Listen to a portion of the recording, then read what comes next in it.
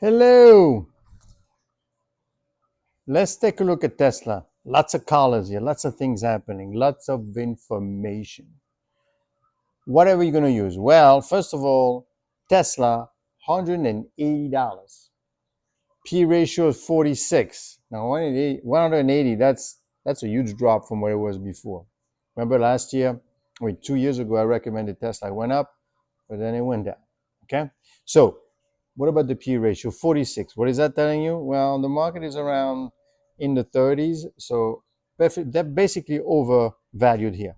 But we are looking at the P ratio, which quite frankly bases itself on earnings per share. Is it truly a valuation method? I mean, it is what it is. That's what people are willing to pay for it, so we'll go for it. But at the end of the day, some indication of being overvalued. We have the cash flow. The cash flow over the price, my favorite ways to measure the valuation of whether or not you're overvalued or undervalued. How do I do that? And why do I do that? Well, it's simple.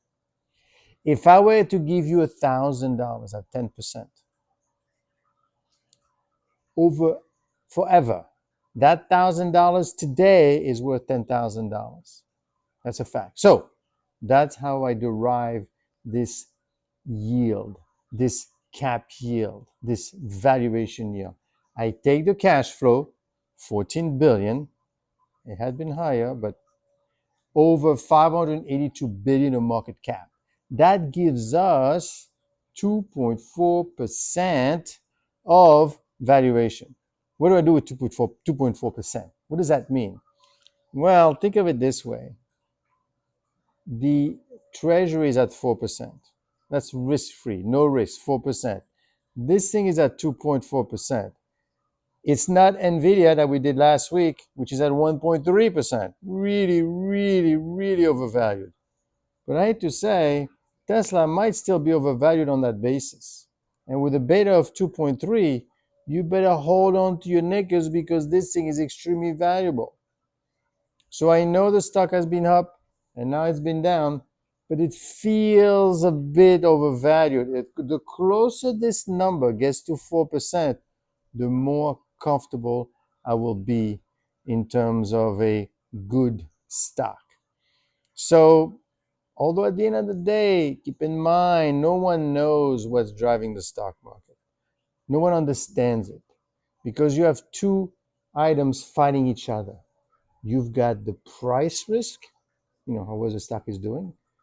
Is it up today, down today, as measured by the beta? But you also have the credit risk, as measured by this cash flow. Who wins? If a company has lots and lots of earnings, does it mean the stock is doing well? Not all the time. Hey, Tesla is doing great, 14 billion of cash flow. I mean, 46 PE for a Tesla, is that really a car company or is it something else? Car companies are much less than PE ratio, so that's much overvalued compared to the cars. So these are the GM and Ford. So we don't know exactly what drives the stock market. Lots of emotional involvement from the part of the investor. What do you do with that information? Well, it's a great company. You understand it. Lots of EBITDA, lots of cash flow. A bit still overvalued, but down from before, and obviously not as bad as NVIDIA.